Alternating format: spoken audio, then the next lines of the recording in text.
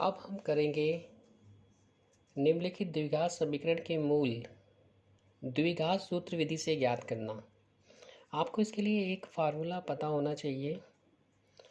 जो डी होता है, डी अगर 0 के बराबर है या 0 से बड़ा है तो तब उसके वास्तविक मूल होते हैं। वास्तविक मूल, ठीक है। और अगर डी 0 से छोटा है, मतलब माइनस में है, तो उसके वास्तविक मूल नहीं होते। वास्तविक मूल नहीं होते, ठीक है।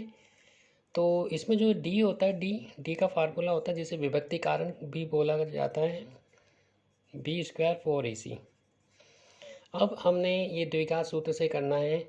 हमें ये दिया गया है 2x की स्क्वायर माइनस में 5x प्लस में 3 = 0। ये हमने लिख लिया।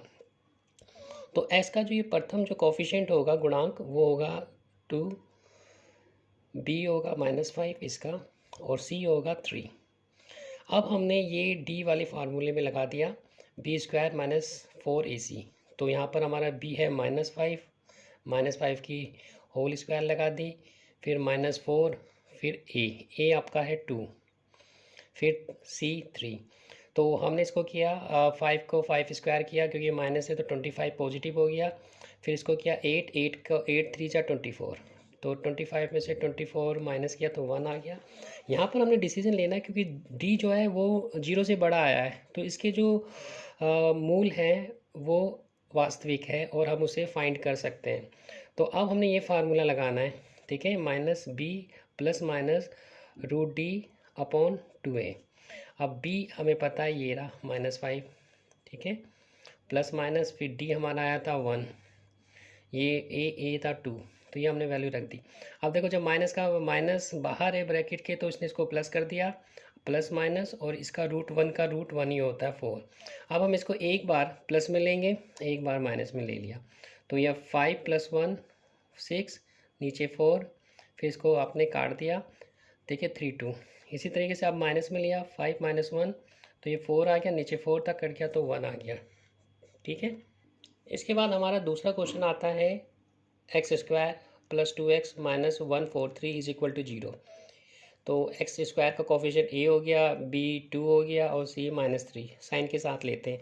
अब d का फार्मूला लगाया हमने, b² b 4 है, वो 2 है, सॉरी 2 का स्क्वायर कर गया, -4a क्या है 1, और फिर c a, इसको क्या है 4 हो गया। अब इस माइनस के साइन इसको प्लस बना दिया, 4 1 143। जब हमने इसको मल्टीप्लाई किया ना, ये 143 को 4 से, ये इधर हमने करके दिखा रखा, तो 572 आ गया, 572 + 4 576।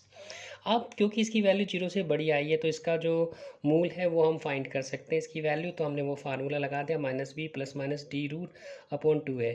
तो b की वैल्यू ले ली, 2 थी, d की 576 थी, और ये थी। जब हमने इसको सॉल्व किया, देखो इसके लिए ना आप फैक्टराइज कर दिया करो, ये मैंने फैक्टर करके दिखा दिए। यहाँ से इसके 2 2 2 बन गए, 2 की 2 2 की 2 2 की 2 एंड 3 की 2, तो सब की 2 थी, बाहर निकाल दी। तो फिर इनको आपस में अंदर वाले को मल्टीप्लाई किया, 24 आ गया। तो हमें पता चल गया कि 576 जो है 24 का होल स्क्वायर है। तो अब इसका जो रूट आएगा 24 आ गया, ठीक है। अब हमने इसको भी किया, एक बार प्लस में ले लिया, एक बार माइनस में ले लिया यहाँ पर, ठीक है। तो इसको लिया, तो ये प्लस में ले गया 22, इसको कैंसिल किया 11 हो गया। अब ये माइनस का 26 हो गया, डिवाइड बाई, ठीक है, 2 - 13, ये आपका आंसर हो गया। इसी तरह आपने ये क्वेश्चन नंबर 3, ठीक है, और ये आपने 4th करना है, ठीक है। अब हम नेक्स्ट क्वेश्चन की ओर चलते हैं। अब नेक्स्ट क्वेश्चन में हमें क्या करना है, द्विघात समीकरण x² - kx + 4 = 0 में k का ऐसा मान ज्ञात कीजिए कि उसके दो बराबर मूल हो। और बराबर मूल तब होते हैं जब d 0 के बराबर होता है, ये हमें पता है। तो हमने वैसे किया, इसका a ये है, b तो -k हो गया, c ये हो गया। अब हमने ये d लगाया, d से लगाया b क्या था -k, तो -k का होल स्क्वायर, माइनस में 4 1, और ये a ये c, वो हमने यहाँ से लिए, ठीक है ना, a b c की वैल्यू। तो ये k² हो गया, इसको 16 हो गया।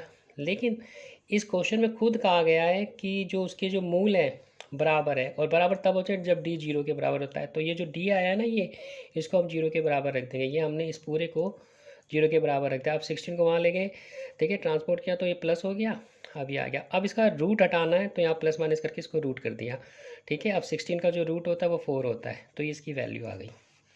ठीक है। अब इसी तरीके से आपने ये खुद मुझे करके देखिए भेजना है, दिखाना है। ठीक है। अब हमारे पास नेक्स्ट क्वेश्चन आता है। इसमें देखिए ना, इसने क्या है, द्विघात समीकरण 2x² + 3x + k = 0 के वास्तविक मूल हो।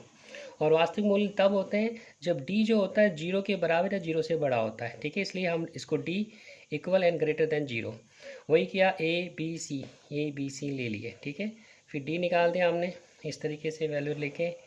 ठीक है। अब हमने कहा है कि वास्तविक मूल है, तो ये जो पूरा d निकला ना, ये 0 के इक्वल और ग्रेटर होना चाहिए, तो ये हमने लिख दिया। ठीक है। ये डी की वैल्यू ये रख दी। अब इसको यहाँ ले गए हम। ठीक है। तो ये माइनस का हो गया।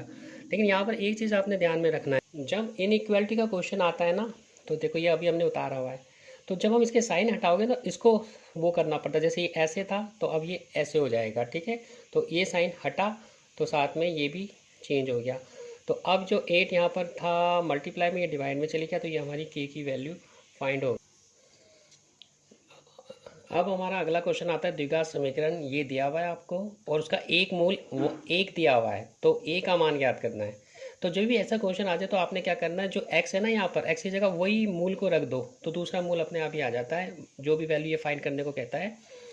तो यहाँ पर देखो हमने ये पूरा का पूरा उतार लिया। यहाँ पर x को 1 है, पहला जो मूल है 1 है, तो अब 1 को x की जगह हम रिप्लेस कर देंगे। तो यहाँ पर x² था, इसकी जगह 1² हो गया। यहाँ प्लस में a था और यहाँ x था, यहाँ 1 ले लिया, प्लस में 3। अब इसको सॉल्व किया, 1 को स्क्वायर करोगे 1 ही आएगा, a से मल्टीप्लाई होगा a, तो a आ जाएगा +3। ये 2a 2 बन गया, a बन गया, ये बन गया, इस तरीके से।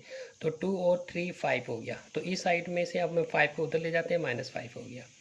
ठीक है। इसी प्रकार से एक क्वेश्चन मैं आपको दे रहा हूँ, ये आप मुझे करके दिखाना।